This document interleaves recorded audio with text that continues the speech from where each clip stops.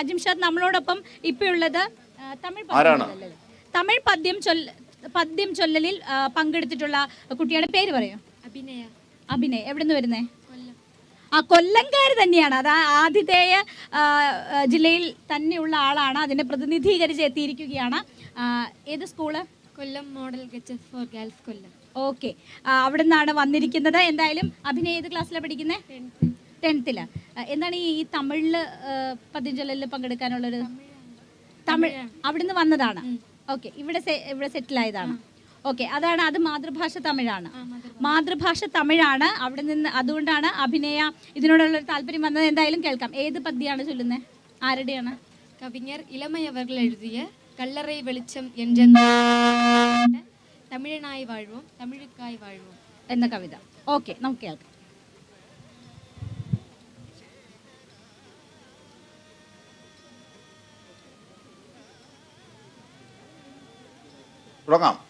அருமையான இந்த காலை பொழுதினிலே முத்தமிழின் சுவை பருக இந்த கவியரங்கிற்கு வந்திருக்கும் நல்ல உள்ளங்களை வாழ்த்தி வரவேற்கிறேன்.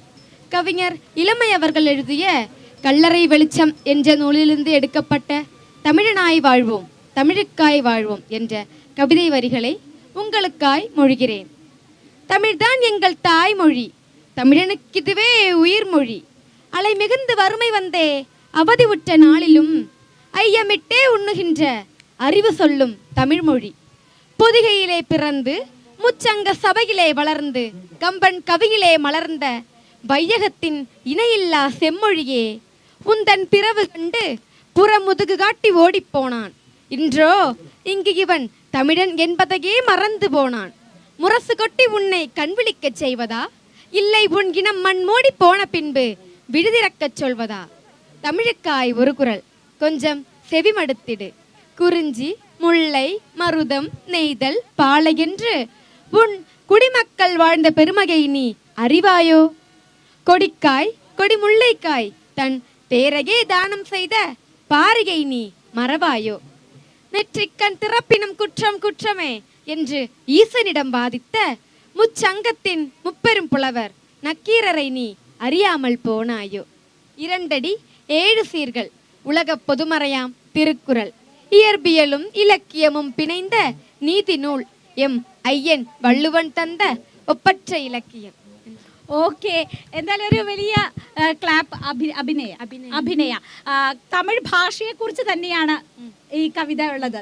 തമിഴ് ഭാഷ എത്രത്തോളം അതിന്റെ മഹത്വം ഉണ്ട് എന്നതൊക്കെ വിളിച്ചു. തീർച്ചയായും വളരെ ലോകത്ത് തന്നെ വളരെ പൊയറ്റിക്കായ ലാംഗ്വേജുകളിൽ ഒന്നാണ് തമിഴ്. ദ്രാവിഡ സംസ്കാരത്തേക്ക് ഉൾക്കൊള്ളുന്ന വളരെ പ്രാചീനമായ ഭാഷയാണ്. അപ്പോൾ അതിന്റെ ഒരു താളാത്മകത ആ ചൊല്ലലിലും ഒക്കെ ഉണ്ട്. തീർച്ചയായും അജിംഷാദ്, തമിഴ് ഭാഷയെക്കുറിച്ച് പറഞ്ഞാൽ ഒരുപാടുണ്ട്. അതിൻ്റെ ആ ഭാഷയുടെ പ്രത്യേകതകളും അതിൻ്റെ പ്രസക്തിയും ഈ വരികളിൽ ഉണ്ട്. അത് തന്നെയാണ് ഇപ്പോൾ ഇവിടെ ചൊല്ലിയിരിക്കുന്നത്. എന്തായാലും റിസൾട്ട് വന്നോ? ഓക്കെ, എ ഗ്രേഡോട് കൂടിയാണ് ഇവിടെ കൊല്ലത്തിന്റെ മാർക്ക് കുറച്ചുകൂടി കയറ്റിയിട്ടുണ്ട്.